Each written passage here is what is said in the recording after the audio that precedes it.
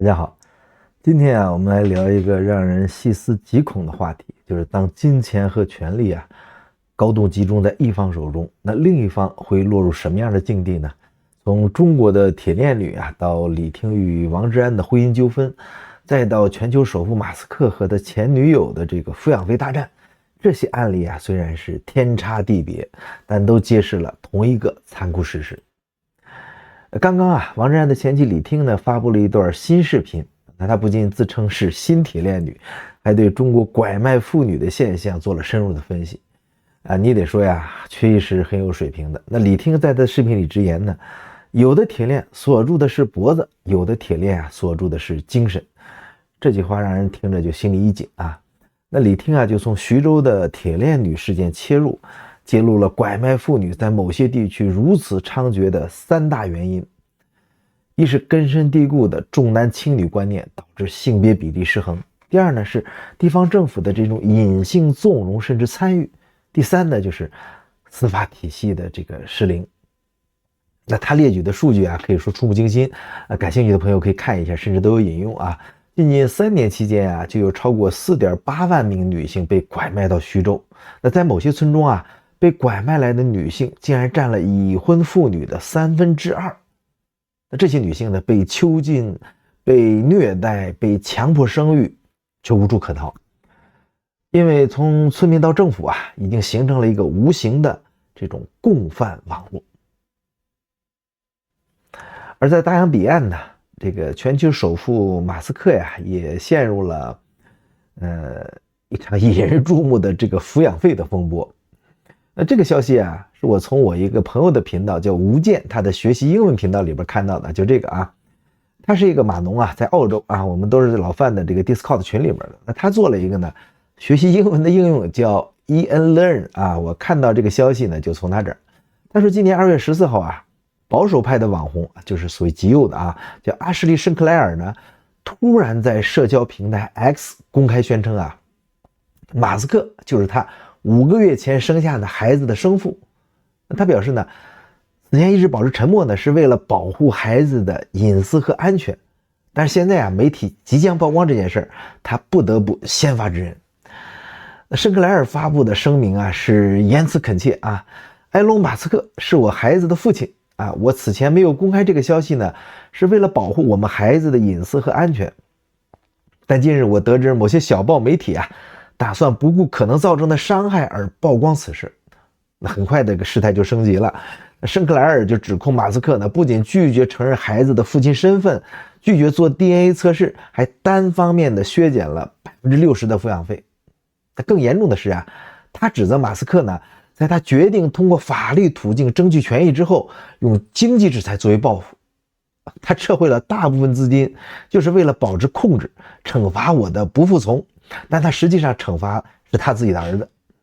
这个圣克莱尔还透露马斯克甚至参与了为孩子命名，这就似乎暗示马斯克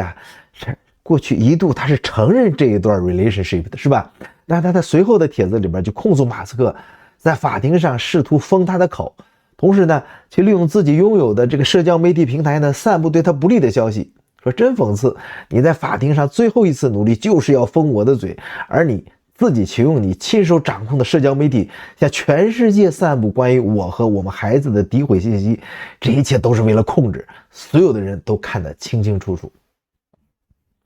看了这个桥段，大家是不是觉得好像很熟悉是的。所以马斯克呢就迅速的在自己的 X 平台上反击，他承认不确定孩子是否是自己的，但是他表态呢愿意接受亲子鉴定。他说我不知道这孩子是不是我的，但我不反对找出真相，不需要法院的命令。那更引人注目的是他宣称即使在不确定亲子关系的情况下，他已经给了圣克莱尔250万美元，并且承诺每年支付50万美元。所以就有媒体调查发现马斯克呢据称拥有14个孩子，但他为每个孩子的提供抚养费的上限只有每月2760美元。那这个数字对于一个普通中产家庭来说，可能已经是比较慷慨了但是对于身价超过2000亿美元的全球首富来说，那简直是九牛一毛。所以圣克莱尔还接受媒体采访时说说他被迫出售自己的特斯拉汽车以筹集资金，因为马斯克呢大幅削减了对他和孩子的经济支持。那看到这儿啊，你就会发现啊，这个虽然王志安和马斯克呢，一个是中国知名调查记者，一个是美国科技巨头，但是他们在处理和前伴侣的关系的时候，居然有惊人的相似之处。根据李听的透露啊，王志安呢就设计了一种特殊的抚养费支付机制，由李听呢先垫付孩子的部分费用，然后呢向他申请分批报销。这种方式啊，就给了王志安决定哪些费用报销，哪些不报销的绝对控制权。所以李听在视频里面说呀，他这样层层设计，把所有的主动权都攥在自己手里，就是防我防到了这种地步。那同样呢，圣克莱尔他指控马斯克把钱当作控制和惩罚的工具，随意增减资金以确保他的服从。所以在公开言论和实际行为的差距上，这两个案例也是极为相似的啊。李听说王志安对外宣称啊，每年给他1000万日元，但实际上啊，3年半只给了大约700万日元。那他挖苦道啊，说你为什么不敢大大方方的承认呢？你为什么要撒这种弥天大谎呢？马斯克同样面临着公开声明啊和实际支付金额不符的这种质疑。那最令人警醒的是，两个人都试图塑造前伴侣这种经济依赖者形象。这李听指责王志安啊，把他描绘成完全靠他养活而不知感恩的白眼狼啊，就是所谓的寄生虫。而马斯克呢，与圣克莱尔的对峙中啊，也能看到类似的这种叙事争夺战。有人就开玩笑问，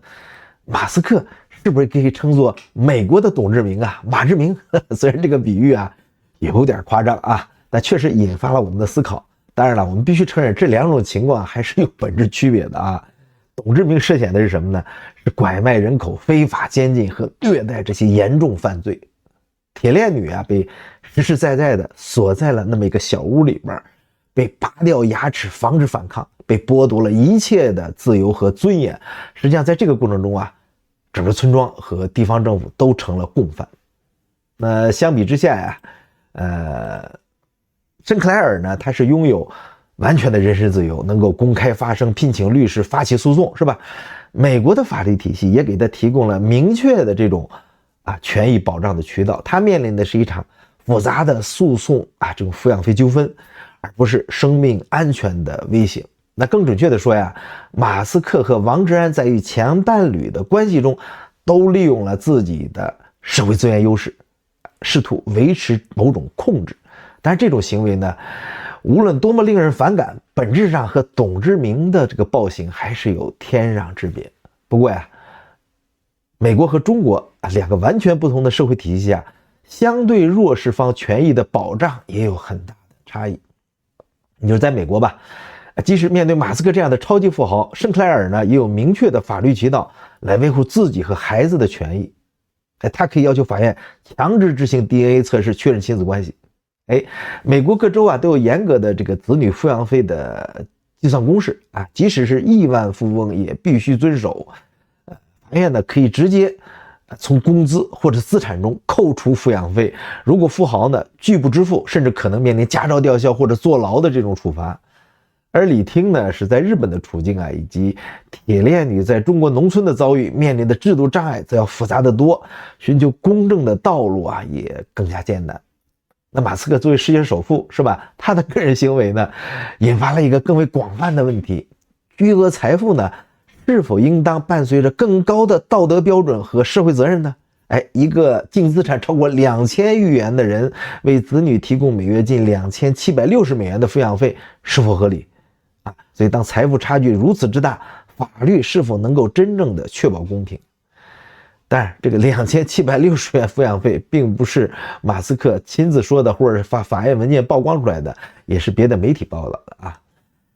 所以从中国农村的铁链女到美国科技大亨的这个抚养费纠纷这些案例就警示我们，当经济和社会资源高度不平衡的时候呢，弱势的一方的自主权和尊严会面临严重的挑战，只是程度和表现形式不同而已。那李听通过分析铁链女事件，他也在某种程度上折射自己的处境，而马斯克与圣克莱尔的这个公开争执就展示了，即使是法治相对健全的美国，权力不平等啊，仍会造成就是影响弱势方的争取权益的能力。我们不能简单的把马斯克比作董志明、马志明，但是这种比较呢，它既不公平也不准确。但我们可以清醒的认识到无论是在哪个社会，当一方掌握了绝对的资源的时候另外一方都需要健全的制度保障来确保最基本的尊严和权益。所以真正的解决之道并不是期待每个权利都有自律或者善意，是吧？而是建立能够对抗权力失衡的这种制度保障，确保每个人无论经济地位如何，都能得到公平的对待和基本尊重。好的，这就是今天的话题，就聊到这儿你有什么想法呢或观点，欢迎在评论区留言交流，欢迎拍桌。大家别忘了点赞关注，我们下次再见，拜拜。